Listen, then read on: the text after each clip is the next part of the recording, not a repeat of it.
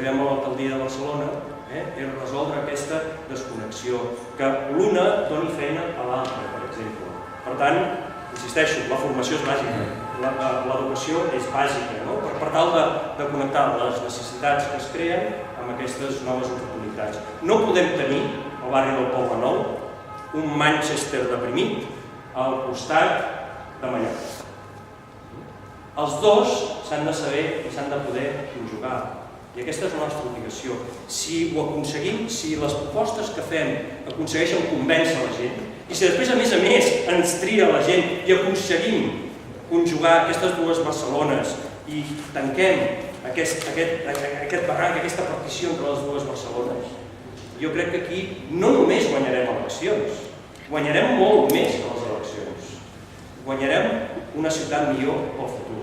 En definitiva, és el que ens interessa a tots. Bueno, no sé si torna un altre cop.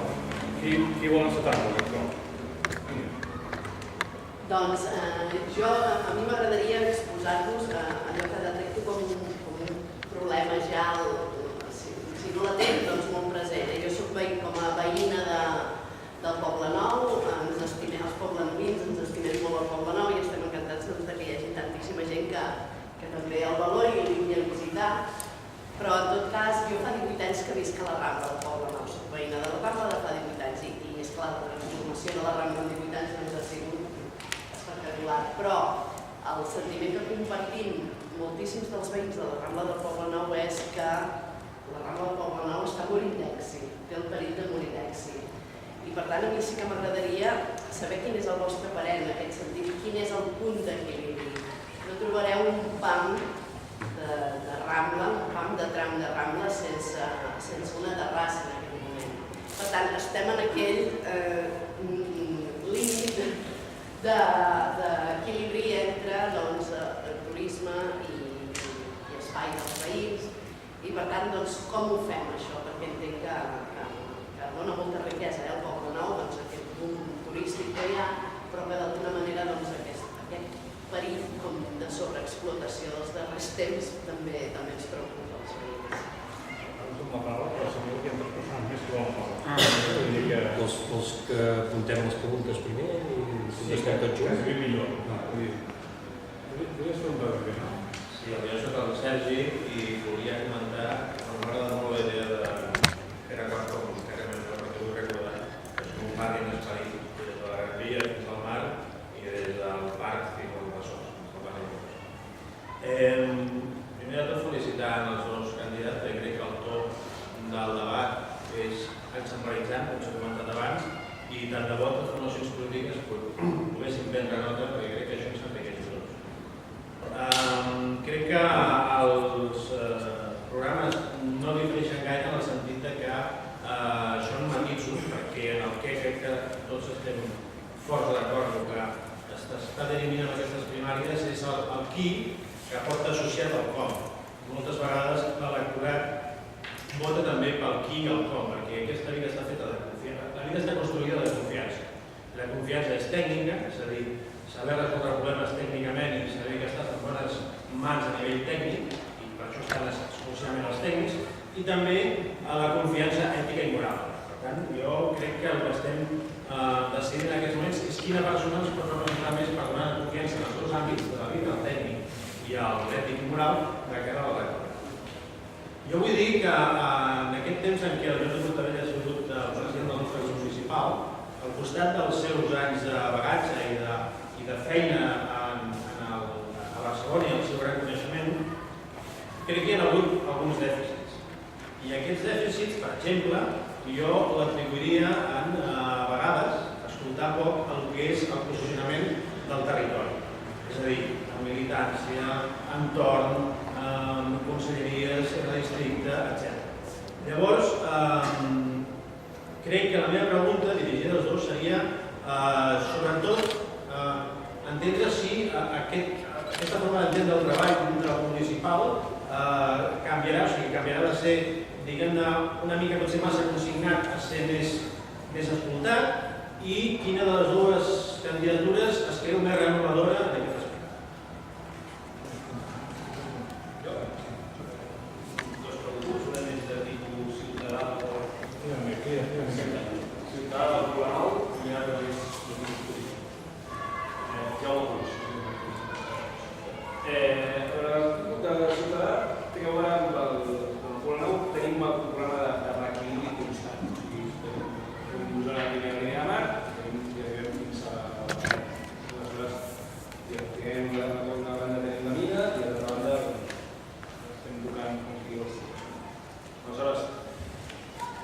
clar, sempre d'alguna manera s'han d'intentar les polítiques que facin que no es vagi trencant el barri en zones massa comercials, com pot ser com passar a la Rambla, o en primeres línies de barri que siguin ocupades per russos, amb tots els respectes, que bàsicament converteixin això en una segona residència pels estius o futures població municipal.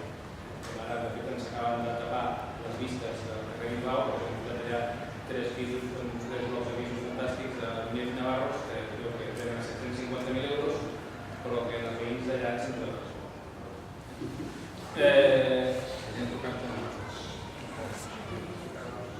Una de les eines que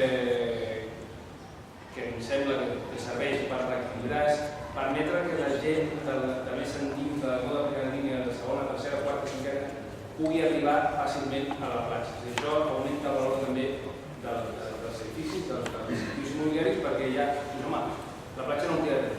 I en això jo crec que el bicing és una eina molt important, perquè permet un tipus de transport molt capil·lar, molt ràpid, molt fàcil, molt individualitzat i molt ràpid. El que passa és que amb el bicing el problema és un problema a l'estiu.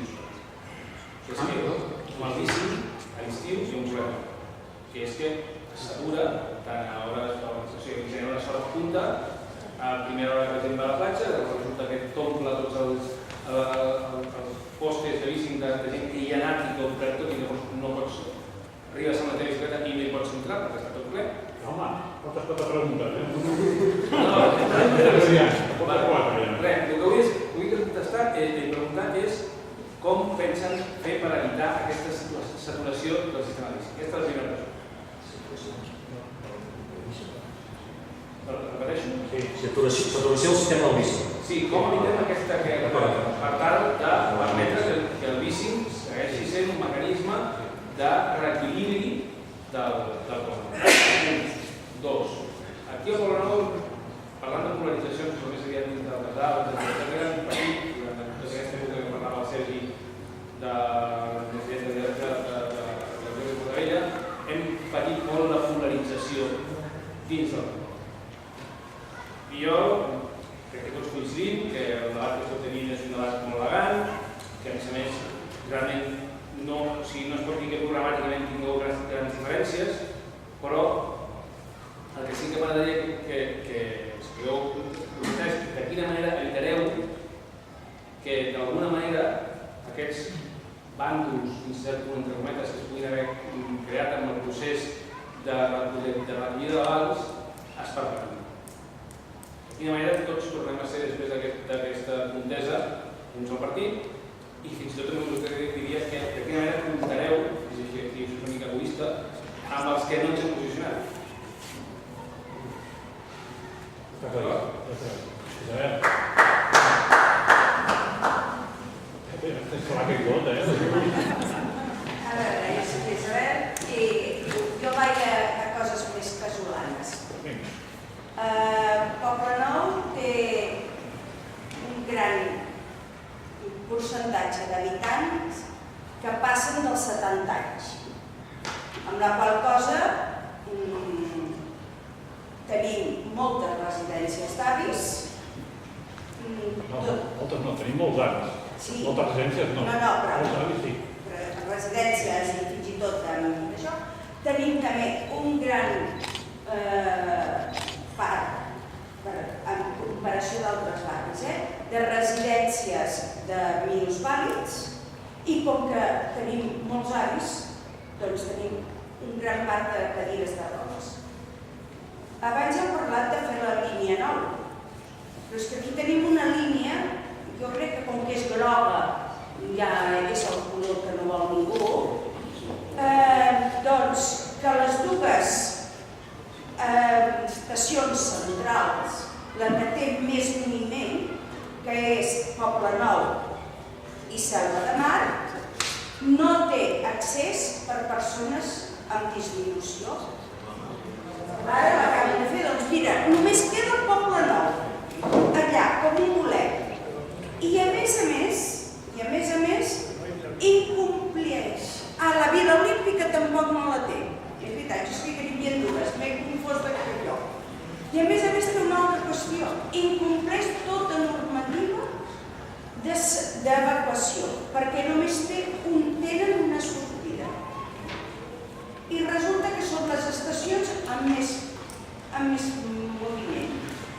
s'ha reclamat, portem, jo diria que un parell de dècades demanant-ho, i fins i tot ens van posar el rètol i ens el van tornar a treure.